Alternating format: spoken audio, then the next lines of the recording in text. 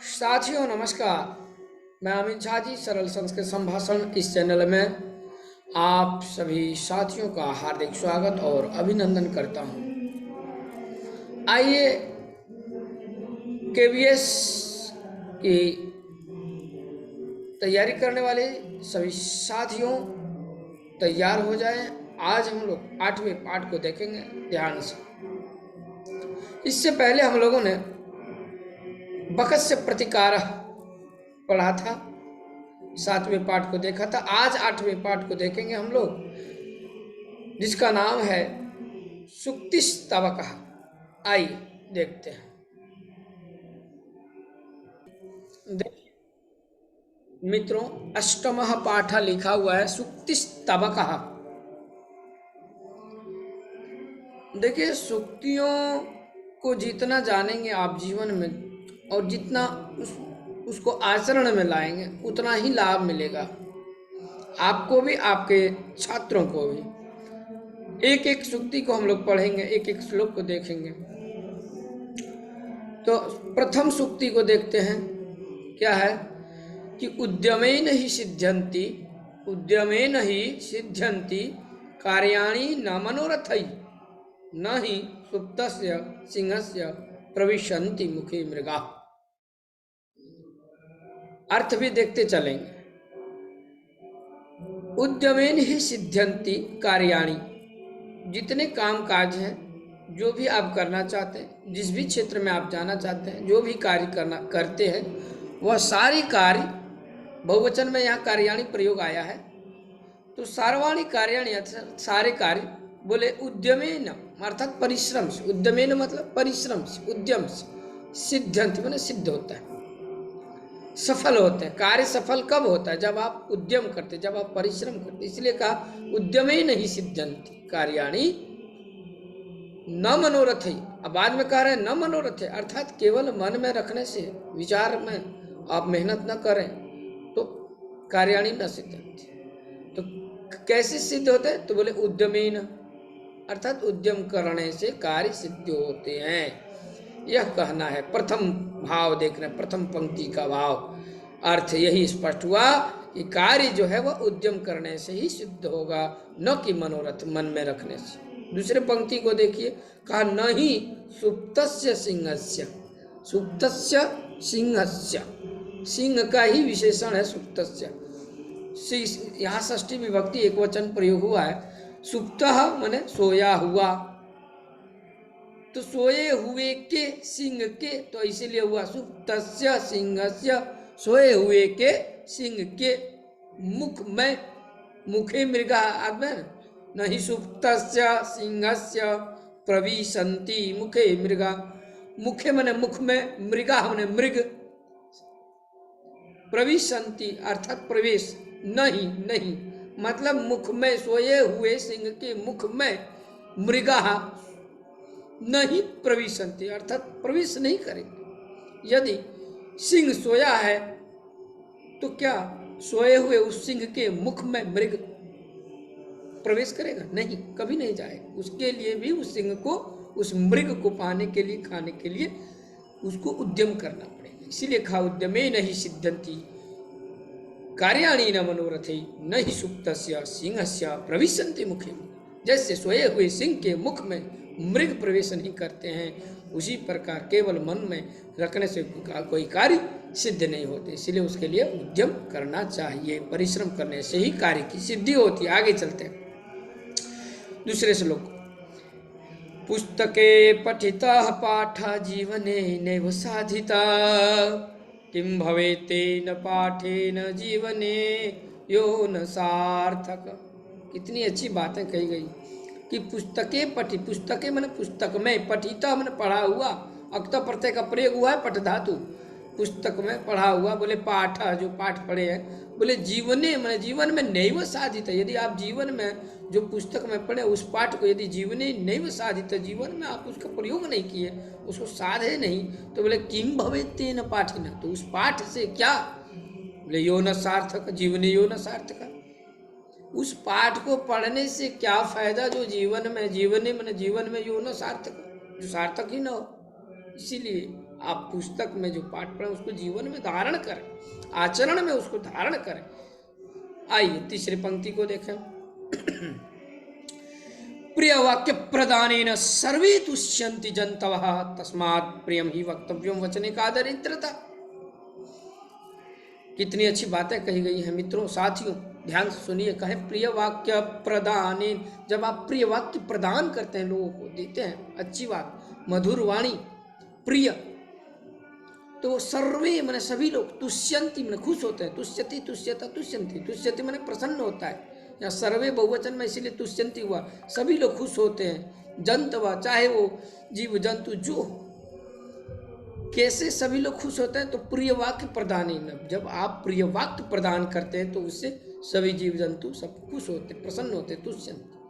आगे बोले कि दूसरे पंक्ति में तस्मात् प्रियम ही वक्तव्यम, इसीलिए बोले उससे प्रिय ही बोले, बोले वक्त तस्मात् प्रियम ही वक्तव्यम, वच धातु तव्यत प्रत्यय बोलना चाहिए, उससे प्रिय ही बोलना चाहिए। बोले वचने का दरिद्रता, अर्थात वचन में दरिद्रता नहीं होनी चाहिए, नहीं रखनी चाहिए। ये तीसरी पंक्ति हो गई। अब आइए चौथे श्लोक को देखते हैं।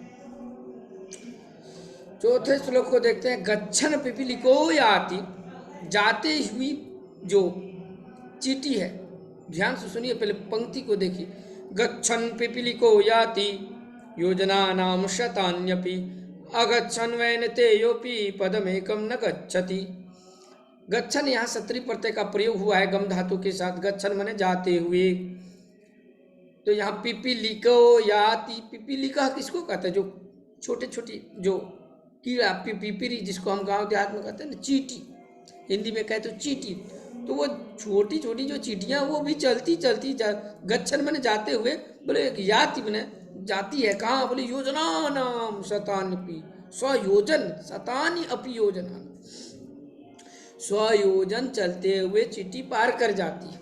यदि वो चलते रहेगी तो चलते चलते चींटियां स्वयोजन पार कर जाते। बोले अगच्छन, और न गच्छन इति अगच्छन नहीं समास, यदि न जाए तो बोले वैन ते, जो वैन तेय है, गरुड़ है, वो न जाते हुए पदम एकम न गच्छ, एक पद भी वो आगे नहीं जाते। कहने का अर्थ यही भाव है, यदि जीवन में आप संघर्ष करते रहें, प्रतिदिन आपका कार्य होता रहे, तो वह कार्य एक दिन प्रगति पे पहुंचती है, एक दिन वह अर्थात वह एक दिन सफलता को प्राप्त होती है। इसीलिए आप निरंतर उस पिपीलिका, जैसे आप चींटी को देखते हैं एक श्रृंखला बना करके चलती रहती है, उसी प्रकार हम लोग भी जीवन में कार्य को निरंतर करते रहें। कार्य करते रहने से कार्य की सिद्धि होती है, चाहे वह कितनी दूर क्यों न हो, सफलता दूर क्यों नहीं हो, वह सफलता तभी प्राप्त होगी आपको जब आप उसके प्रति लग जाएंगे डट के और निरंतर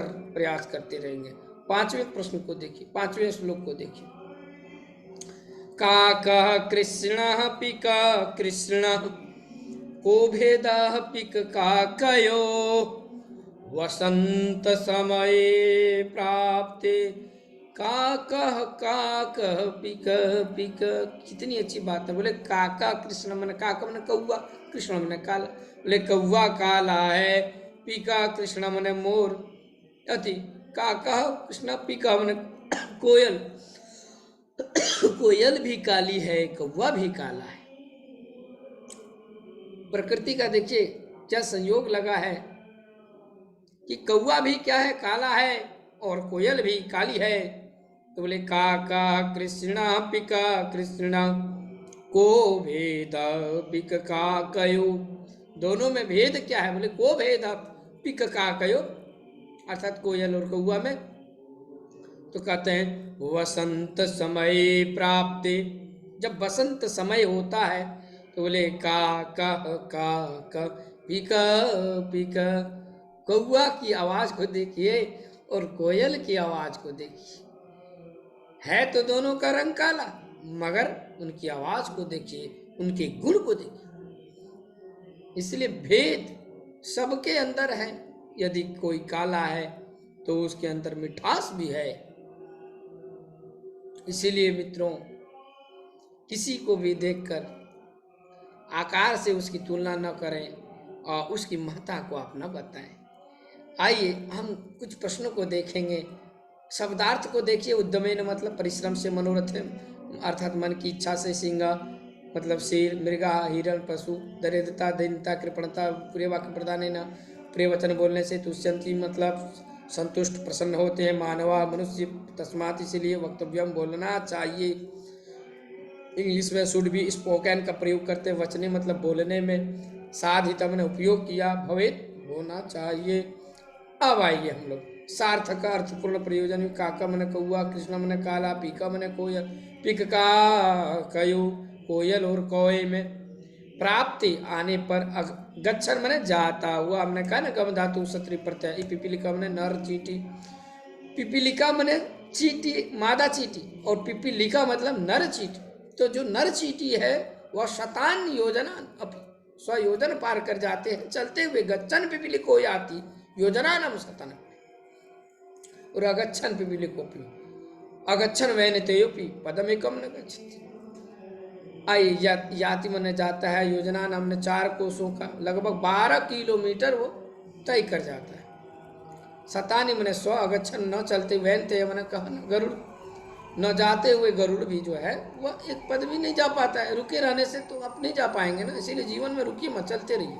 आइए 1 नंबर बोला, सर्वान श्लोकान सस्वरम गायत, सभी श्लोक को आप सस्वर गाइए। श्लोकांशान योजयत, और श्लोक के अंशों को जोड़ें, गाएं भी और उसके अंशों को आप जोड़ें भी।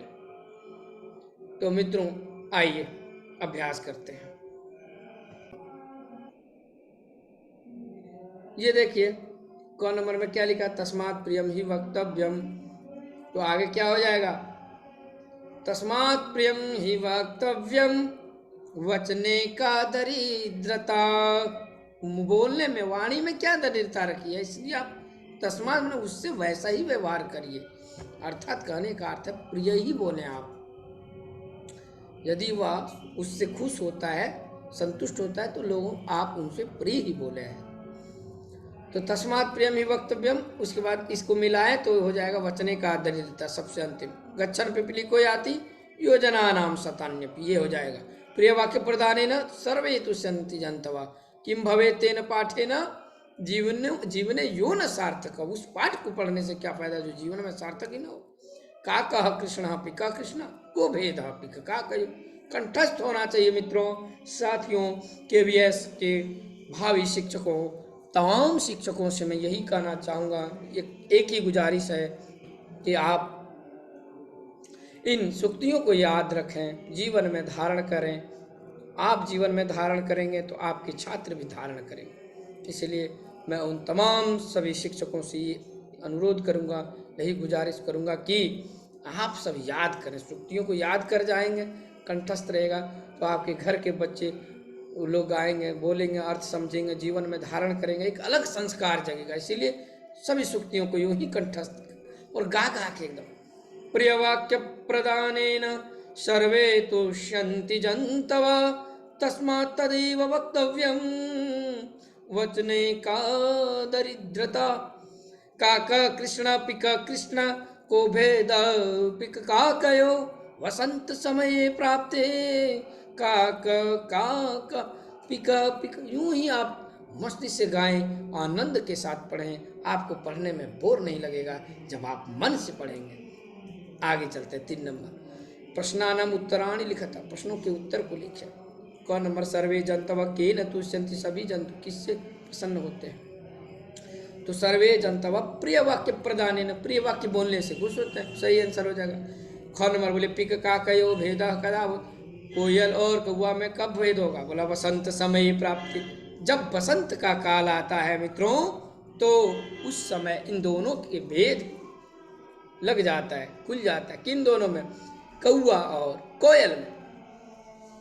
गनवर कह गच्छन योजना नाम शतान्यपि याति, कौन जाते हुए योजन स्वयोजन पार कर जाता है, तो पिपीलिका।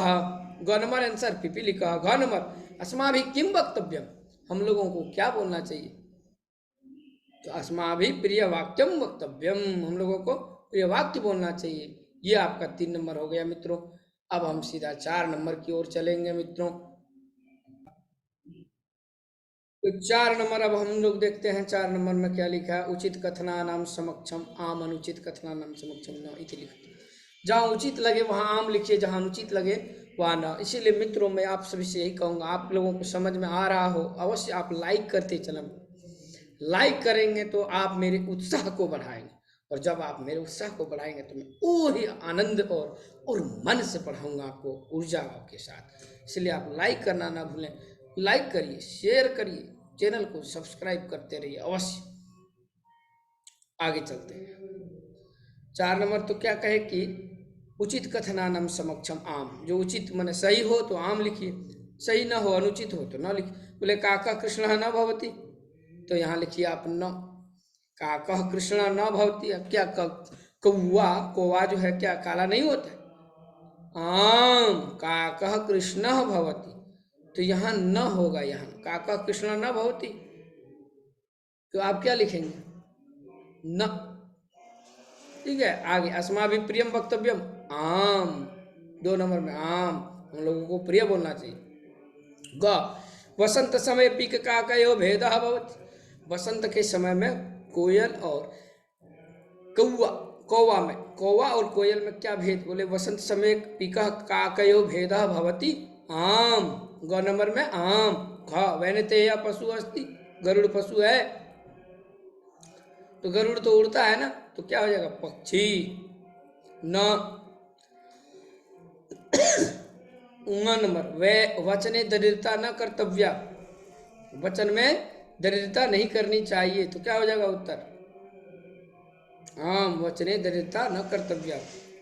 नहीं, वचने का दरिद्रता, वचन में क्या दरिद्रता रखी, इसलिए वचने दरिद्रता नहीं करनी चाहिए, तो न का उत्तर आम हो जाएगा। आइए 5 नंबर। बोले मंजूषातः समानार्थकानि पदानि, जो समानार्थक शब्द है उसको लिखते हैं चुनकर। जैसे ग्रंथ है गोकिला गरुड़ा परिश्रमेण कथने, वचने, तो वचने तो समान अर्थ का मतलब समझे, सप्तमी एक वचन में वचने है ना, तो वचने अर्थात कथने, वचने मैंने बोलने में, तो इसका क्या हो जाएगा? कथने। वैनते या गरुड़ा पुस्तके अर्थात ग्रंथे। ठीक है। उद्यमेन मतलब परिश्रमेण, पीका मने कोकिला, टीका मतलब कोकिला। 6 नंबर विलोम पदानि, अब विलोम पद देखना है। सार्थक का आप लोग जानते हैं, सार्थक का निरर्थक का, कृष्णा श्वेता, काला का उल्टा सफेद। अनुक्तम अर्थात उक्तम, अनुक्तम मतलब नहीं कहा गया, उक्तम ने कहा गया। गच्छति, गच्छति अर्थात आगच्छति, गच्छति मतलब जाता है, आगच्छति आते। जागृतस्य अर्थात सुप्तस्य, जागृतस्य माने जगे हुए का, और सुप्तस्य माने सोए हुए का। इस प्रकार से मित्रों, साथियों, यह पाठ समाप्त होता है और बड़ा ही आनंद आया है इस पाठ को पढ़ने में हम सभी को। ऐसे ही हम लोग संपूर्ण जीवन जहाँ से जो ज्ञान मिले उसको लेंगे। कोई भी ज्ञान छोटा और बड़ा नहीं होता है मित्रों। इसी वाणी के साथ माँ भगवती शारदा को प्रणाम करते हुए, वीणा पाणी वागीश्वरी माता को प्रणाम करते हुए, आप सभी तमाम साथियों से बस अब विदा लेते हुए अपनी वाणी को विराम करता हूँ। जयतु संस्कृतम, यहीं पे विराम देता हूँ। जयतु संस्कृतम जयतु भारतम। वीडियो अच्छा लगे तो जरूर लाइक करिए, शेयर करिए, अपने तमाम मित्रों तक पहुँचाइए। संस्कृत का प्रचार और प्रसार करिए। जयतु संस्कृतम जयतु भारतम।